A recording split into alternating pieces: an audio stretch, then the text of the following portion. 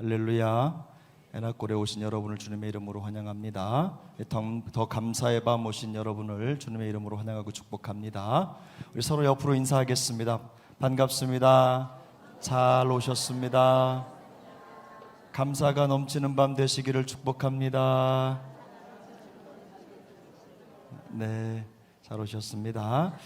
우리 하나님 말씀 보겠습니다. 시편 105편입니다. 시편 105편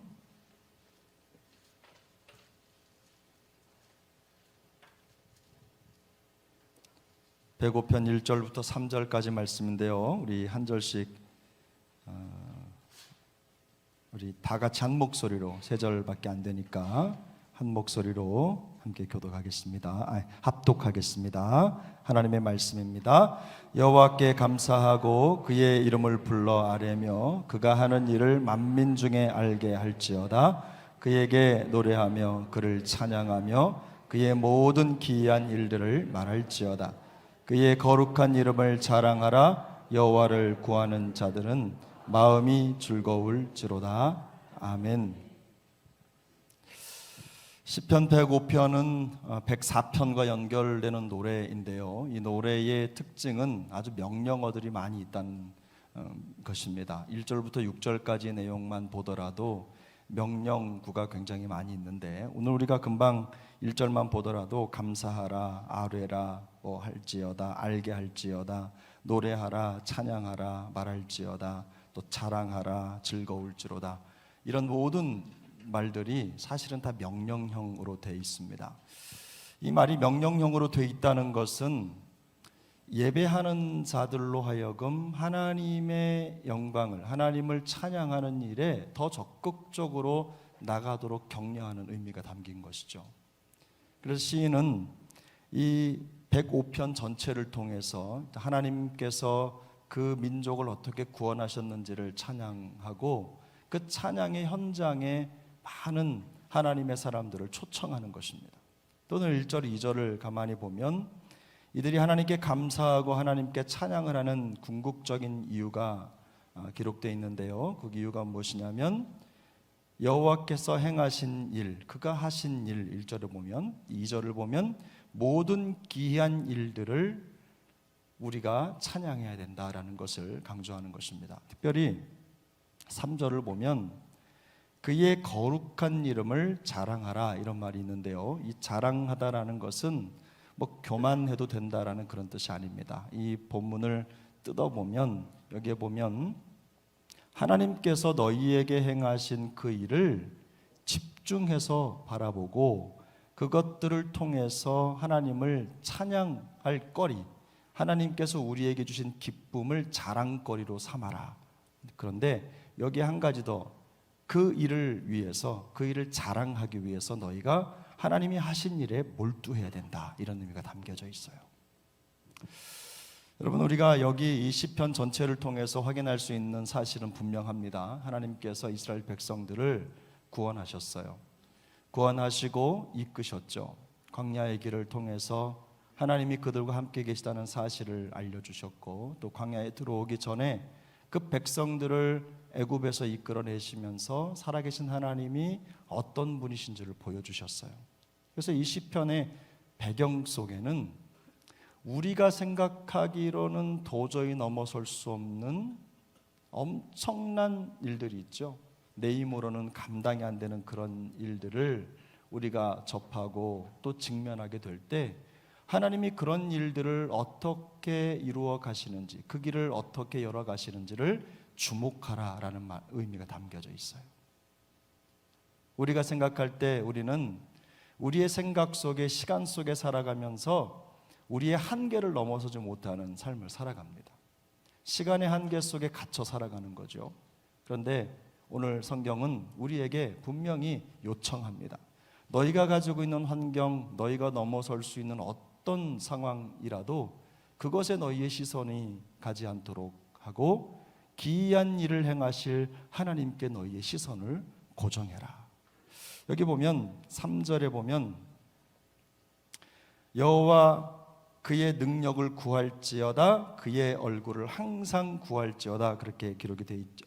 4절이네요. 3절을 보면 그의 거룩한 이름을 자랑하라. 여호와를 구하는 자들은 마음이 즐거울지로다 그랬죠. 여기 보면요, 이 구한다라는 말이 있죠. 구한다. 이게 찾는다라는 뜻인데 어떻게 찾는 거냐면 눈으로 볼 수 있는 가시거리에 항상 하나님을 두라는 거예요. 그뿐만 아니라 우리가 눈으로 보고 있는 모든 것들을 통해 역사하실 하나님을 주목하라는 겁니다. 그 속에 역사하신 하나님을 바라보고 그 하나님을 향하여 우리의 시선을 두라는 뜻이에요. 사랑하는 여러분, 이스라엘 백성들에게 있어서 출애굽은 그야말로 민족의 대역사의 시작점입니다. 엄청난 구원 역사죠. 아무리 시간이 흘러도 잊어버릴 수 없는 놀라운 일이었어요. 사람으로는 할 수 없는 일이었고 오직 하나님께서 하셔야지만 될 수 있는 그런 일이었습니다.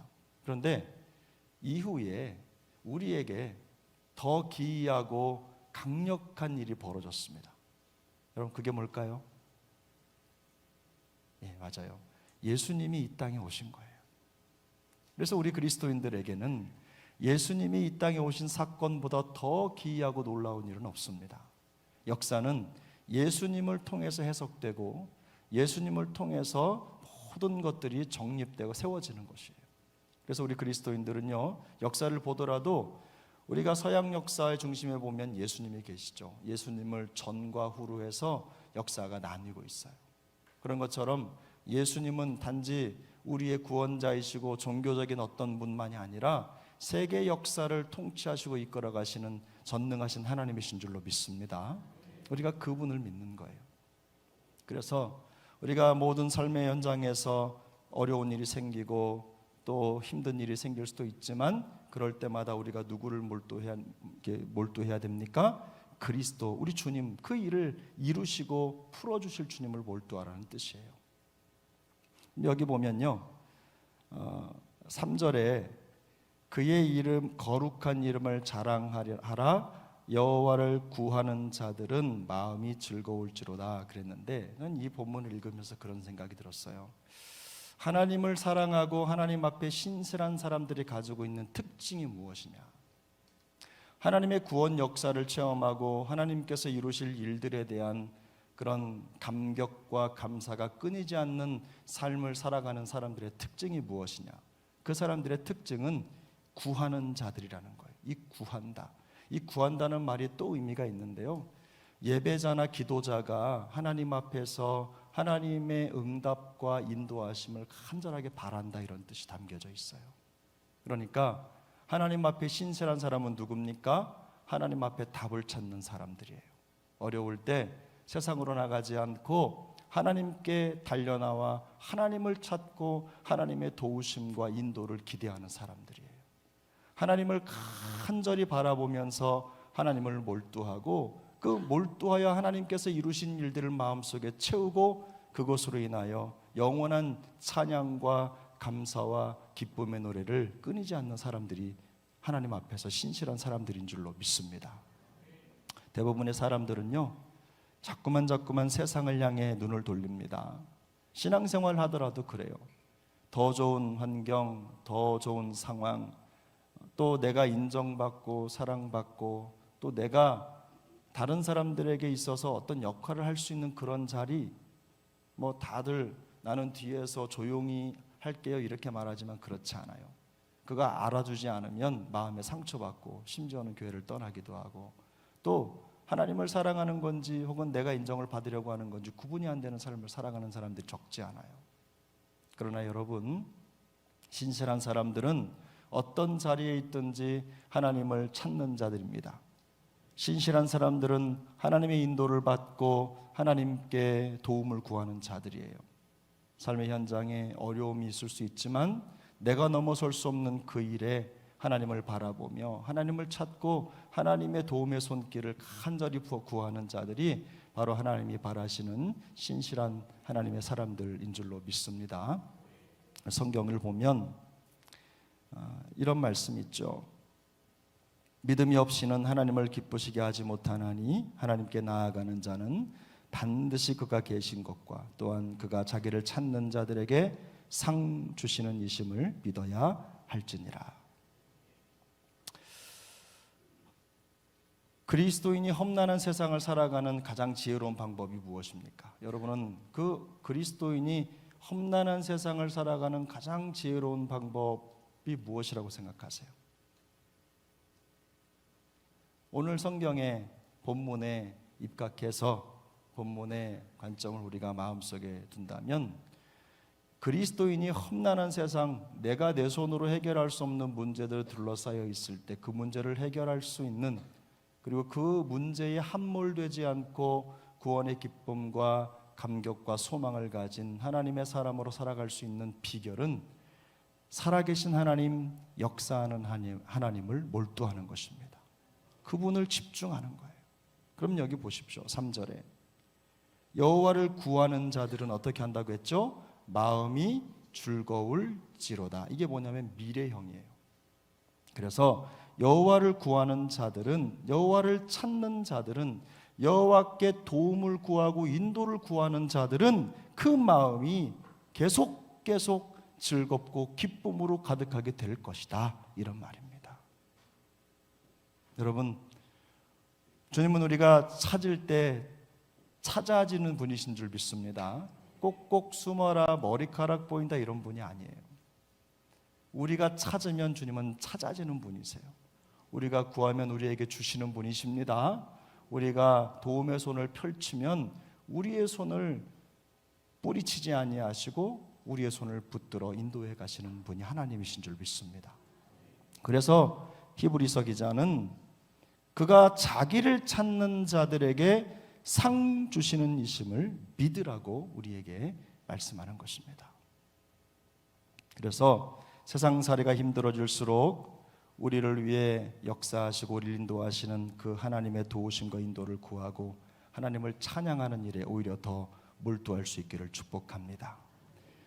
세상 돌아보면 뭐 어디 하나님을 찬양할 일들이 있습니까? 별로 없지요. 요즘 세상살이 점점 더 어두워지고 힘들어져 가는 세상인데, 여러분, 그럴 때일수록 하나님 앞에 우리의 시선을 고정할 수 있길 바랍니다. 이렇게 손만 뻗으면 잡을 수 있을 만큼 항상 성경을 곁에 두시고, 그리고 일어나 앉아 기도할 수 있는 환경을 준비하시고. 제가 저희 집이 오염이 됐어요. 한 녀석은 코로나가 걸리고 한 녀석은 독감이 걸리고, 두 녀석은, 두 사람은 살아남았고 저도 버텼는데 저까지 걸려가지고 제가 집 오염 안 시키려고 3일 동안 서재에서 잠을 잤는데, 서재에서 잠을 자면 좋은 점이 일어나면 바로 책이 있어요. 그리고 일어나면 이곳이 교회라는 생각을 하기 때문에 왠지 마음이 되게 든든하고 좋아요. 그리고 그 마음에 누워서든 기도가 되고 앉아서든 기도가 되고, 뭐 편하게 앉아서든 책을 읽을 수 있고 하나님을 집중하고 성경을 볼 수 있다는 것, 그게 얼마나 축복인지를 깨닫게 됩니다.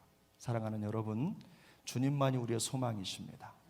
주님만이 우리의 능력이시고, 또 우리가 넘어설 수 없는 그런 일들을 만났을 때 우리의 모든 문제의 해결이 하나님께 있음을 기억하시고, 때를 따라 시시로 무시로 하나님을 찾고 그분 앞에 마음을 토로하면서 도우실 하나님을 기대하는 우리 모두가 될 수 있기를 바랍니다.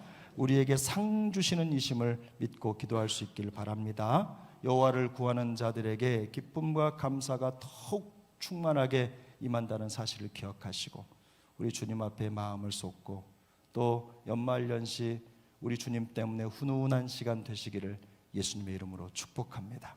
오늘 더 감사의 밤, 또 이 자리를 빛내주기 위해 오신 귀한 분들 계신데, 여러분 위해서 기도해 주시고 함께 은혜의 시간 될 수 있기를 다시 한번 예수님의 이름으로 축복합니다.